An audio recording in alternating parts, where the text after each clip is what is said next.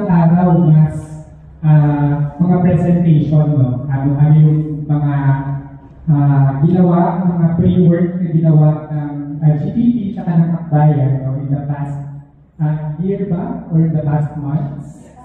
Ngayon, past year, no? Ng mga local consultations, pangungunahan nila Mark, no? At David. Mamaya, yung local consultation reports. Meron din tayo mga inimbitahan ng mga practitioners, no, ng mga sa advocacy ng energy, environment, at climate para i-discuss din, no, ano yung mga ongoing na mga green policies, campaigns, at mga organizing na ginagawa, no, sa iba't ibang green thematic areas na tawagin natin. At magkakaroon din tayo ng mapping exercise. So dito magsisimula yung ating workshop kung saan titignan natin ano din yung mga ginagawa ng iba't ibang mga organizations dito or yung mga networks na kinabibilangan natin. At sa pangalawang araw, ito yung mas heavy siguro, no, sa mga workshops. Wala tayong masyadong input session dito dahil dito na natin bubuutin yung common green agenda na tinatawag natin. Sa ibang mga documents ko na nasend sa akin, red green agenda rin yung tawag niya. No? So, tignan natin kung paano din nag-intersect yung political, environmental, social, no, ng mga advocacies doon sa bubuuin natin common agenda. At may symbolic lang, no, na commitment setting kinabukasan para sa lahat. Pero para bigyan din tayo ng mas malalim na pag-unawa sa proyekto at ano din yung gagawin, no, today and tomorrow, iimbitahan ko si Mark para magbigay din, no, ng presentation at ano din yung mga nagawa, no, in the past year dito sa Red Green Multi-Party Partnership in the Philippines. Go ahead. Medyo lalaki pa ako dun sa tama man eh.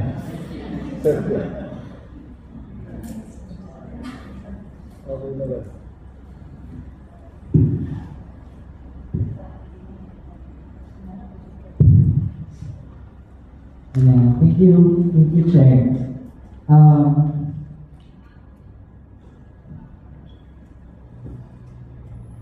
Ulit si Mark from Active Citizenship Foundation. Isa ko pong ako din po ay mula sa Akbayan Party, currently serving as Secretary of the National Committee namin at sa Youth National Secretary. Pero ngayon mas ACF ang aking lahat. So, nabanggit po ni Xiao kanina very briefly kung ano po yung konteksto, bakit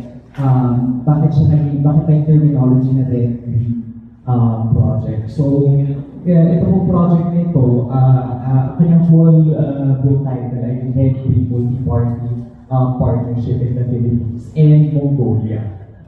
So, yung project po ay meron po siyang dalawang key areas na identify po ng Social Democratic Party of Denmark at Bayan at the left of Denmark. At yung mga dalawang areas po na yun ay yung Philippines and yung sa Mongolia. So sa Philippines po, of course, nandiyan yung Akbayan at the Party of the Philippines. And then sa Mongolia naman po ay yung People's Party of Mongolia at yung Green Party of Mongolia. Katulad ng nabanggit ni Xiao kanina, itong project po is an attempt to replicate party cooperation in specific of Denmark and maraming EU countries din po. Whereas they really are forced to coalesce with each other to form a government. No? So long before I think up until now, yung Social Democratic Party of Denmark was formed government with the Green Party, with their own Green Party. Siyempre po, different context dito sa Pilipinas and of course, different contexts ng Mongolia, they have their own parliament. But in the Philippines, medyo tricky po, no?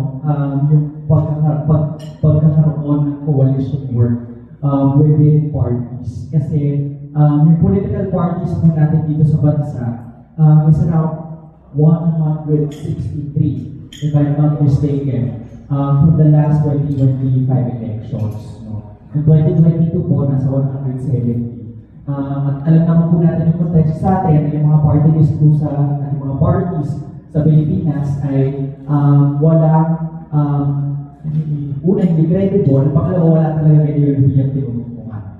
No? So, kaya meron po tayong mga parties katulad ng TikTok party, diba? White Party, at yung aking favorite, yung Tutok to Win party. Diba?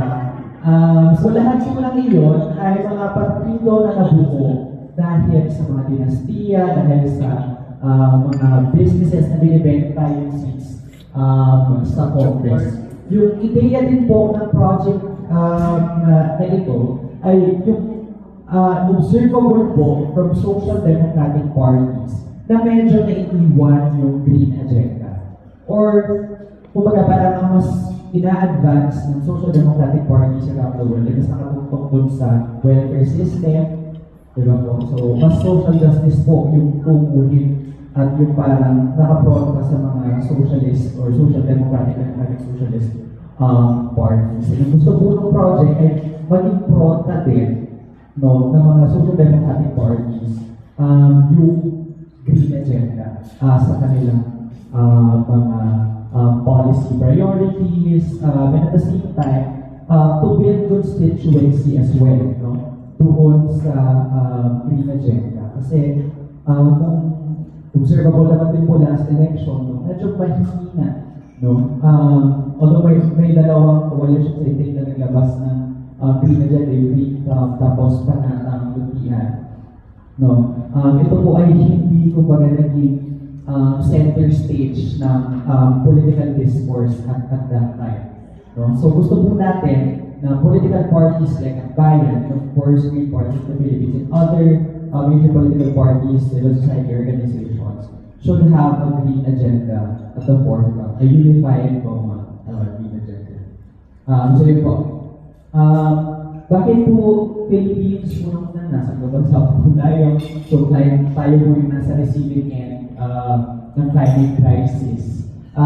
And ito po yung pinapakit ko kanina na yung green transition o yung paglalatag ng green agenda sa mga social democratic parties is seen as a competing force, no, doon sa welfare and social protection policies na tinutugtungan ng mga SD parties. Yung proyekto po na ito is grounded doon sa ideya na ito hindi naman kailangan mag-compete, no, ng green agenda at ng social welfare agenda sa isa't isa. No? O kumbaga, dapat mas makita natin yung intersectionality ng green agenda with SD party agenda. So, paano mo nag-umpisa yung project? Yung Social Democratic Party of Denmark and yung Green Party of Denmark po ay nag-facilitate ng research through Active Citizenship Foundation. At ito po ay ginawa ng two key countries, which is Mongolia and Philippines, kung saan nagkaroon ng research on assessing green parties, no, in both Mongolia and Philippines. Dahil po doon sa research na yun, na midpoint ng Green Party of the Philippines, no, and yung Green Party of Mongolia. So nagkaroon po ng mga partnership development meetings in both parties, both in Mongolia and the Philippines. And from that, nag-try po magkaroon ng strategy session para paano tayo makakapagtrabaho with each other, at least on the level of ACF. No? So yung partnership meetings, and yung third po ay nagkaroon po ng mga baseline research. So ito po ay mas direct assessment on Akbayan and Green Party of the Philippines kung kamusta ba yung inyong green agenda. At for example, sa Akbayan, si Chow po yung gumawa ng baseline research. Akbayan, nakita po doon for example na yung Akbayan, although ang dami niya green bills before, No? Pagdating sa constituency building, around medyo meaning yung organizing strategy ng bayan, hindi siya usually umiikot around green local mass projects. Diba? And at the same time, pati yung mismong internal party na pagboboto, pagbibigay ng pera doon sa mga green campaigns. And at the same time, yung pagbuo ng isang mas sufficient at mas effective na working group, no, para mag-build ng constituency na agenda on green policies. Tapos, after po ng baseline research o assessment po ng parties, meron po yung parang scoring system, yung metric po na binigay na tool yung SDU through the NDP. Pagkatapos po na nagkaroon ng mga local consultation workshops. So, ang bayan po, ang areas po saan siya nag-workshop ay doon sa Nueva Vizcaya, sa Bacolod City at sa Dinagat Islands, nasa Kaka. At sa Green Party of the Philippines naman po, sila po ay nag-implement ng consultation sa Marikina, sa Cebu, ano po ulit yung Balamban. Yes, naalala ko yung Balamban din siya. Balamban. Tapos, sa Coronadal, Cotabato. So, yung mga participants po dito sa mga local consultation workshops na ito, ay mga members po ng bawat partido at at the same time mga partners nila doon sa kanilang mga local advocacies. And ngayon po, tututok po tayo dito ngayon sa National Consultation Workshop. So mamaya po mag-present kami ni David ng mga results ng mga local consultation workshop. And hopefully, matutunan natin siya na expand further, no, para magkaroon tayo ng isang common green agenda. Ang importante ng framing dito ay mas doon sa in the next 2 or 3 years, no, ano yung mga kailangan natin i-prioritize ng green legislation or green agenda, and how do we build constituency around that. So local consultation, kasi party research, yun yung mga preliminary recommendations na in-offer ng project.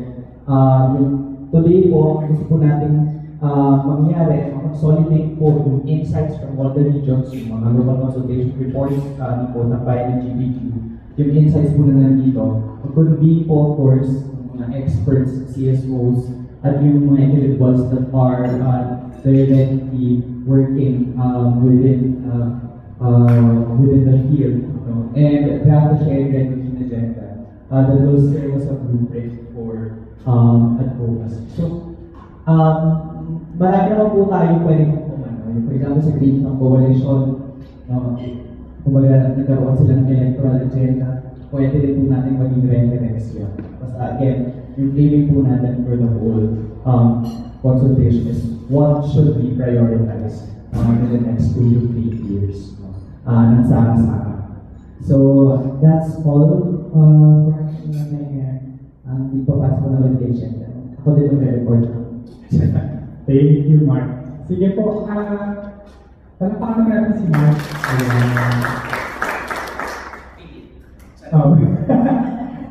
Sige po, yung susunod natin ay yung presentation ng local party, local consultations. Kaya po, nakita ng buong pagkatao. Ayan. Babalikan po natin yung mga naging resulta ng ating consultation. Simulan ko po sa Green Party of the Philippines, yung kanilang presentation na natin po na.